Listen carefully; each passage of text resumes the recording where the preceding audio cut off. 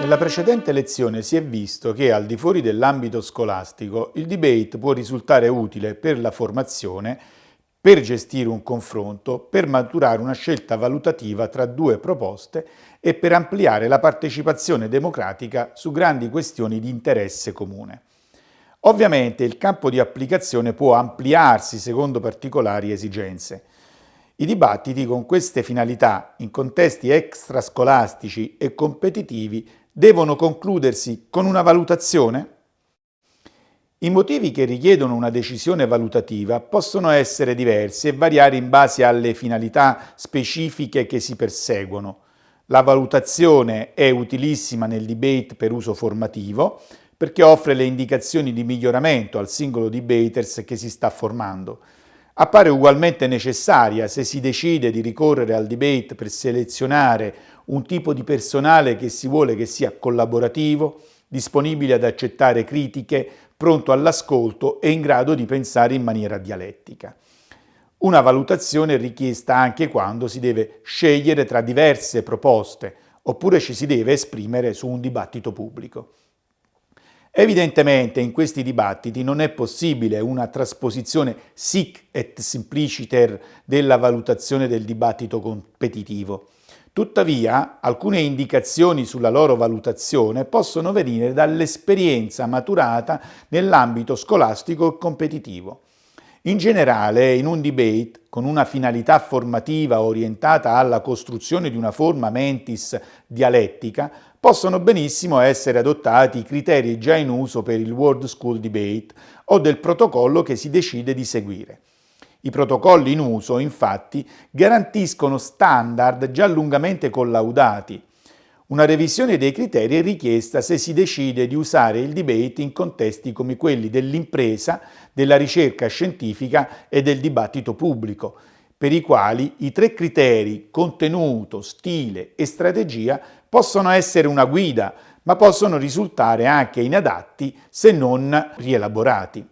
Senz'altro il contenuto sarà rilevante per l'evidente ragione che i dibattiti con una finalità che non è ludica o formativa sono quasi sempre funzionali a verificare scelte e proposte per cui gli argomenti e le confutazioni che costituiscono il punto sostanziale del dibattito avranno un peso decisivo nella valutazione. Molta attenzione dovrà essere data all'impatto, ossia alla forza persuasiva esercitata dalle équipe con le loro argomentazioni e confutazioni. Per giudicare l'impatto è preferibile un uso quasi esclusivo della valutazione olistica, in quanto fornisce una maggiore comprensione proprio dell'impatto. In ogni debate, infatti, si dovrebbe prestare attenzione al che cosa si propone, a come viene proposto o come si vuole realizzare la proposta e al perché viene avanzata quella proposta. Un adattamento della valutazione del debate per contesti extrascolastici e non ludici implica anche una riflessione su chi valuta il debate. Trattandosi infatti di ambiti professionali e specialistici, i contenuti dovranno essere valutati non più con gli occhi del giudice di media cultura, ma con gli occhi di chi è competente in un determinato settore. Parlare quindi della formazione di colui che valuterà il dibattito in contesti non competitivi è qui fuori luogo. Tuttavia, alcune caratteristiche proprie della figura del giudice di debate scolastico e competitivo possono essere recepite. In particolare, l'esigenza di avere un valutatore che sia equidistante dalle parti, che quindi non si lasci condizionare dalle personali convinzioni o dalle proprie vedute.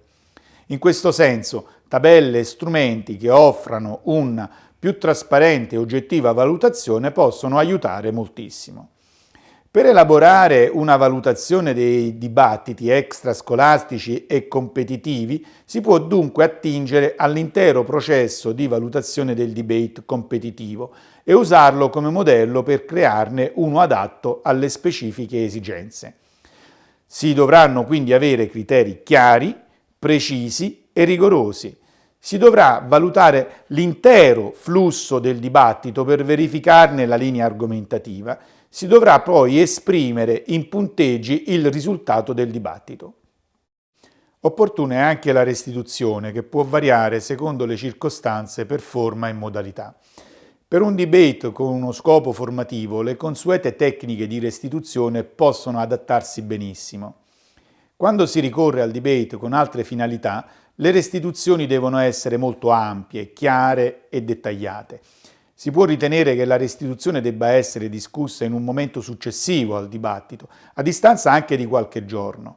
In questo modo, chi deve valutare avrebbe il tempo di verificare bene le proprie scelte con un'attenta lettura degli appunti o, se la situazione dovesse consentirlo, di rivedere eventuali registrazioni. La maturazione del vincitore può essere ottenuta in forma sommatoria, con la maggioranza dei verdetti dei singoli valutatori, oppure, come nel protocollo del British Parliamentary, raggiungere il verdetto sul vincitore dopo una discussione ampia ed esaustiva. Qualunque sia la soluzione, devono sempre essere garantite la trasparenza e la serenità della decisione del valutatore e, nella fase di restituzione, l'accuratezza della motivazione della decisione con una relazione che potrebbe essere fornita per iscritto qualora fosse richiesta dall'equipe oppure ci si trovi a giudicare un dibattito particolarmente importante. Il debate in ambito extrascolastico e competitivo, come la rispettiva valutazione, sono terreni ancora da esplorare, ma che lasciano intravedere interessanti sviluppi sia pratici che teorici. Pratici perché l'uso del debate in ambienti extrascolastici e competitivi può garantire un metodo di discussione, di confronto e di verifica elastico e veloce. Teorici perché aiuta ad approfondire la struttura dialogica e dialettica della conoscenza con l'applicazione a settori che non sono esclusivamente educativi. Il lavoro che c'è da fare è dunque ancora tanto.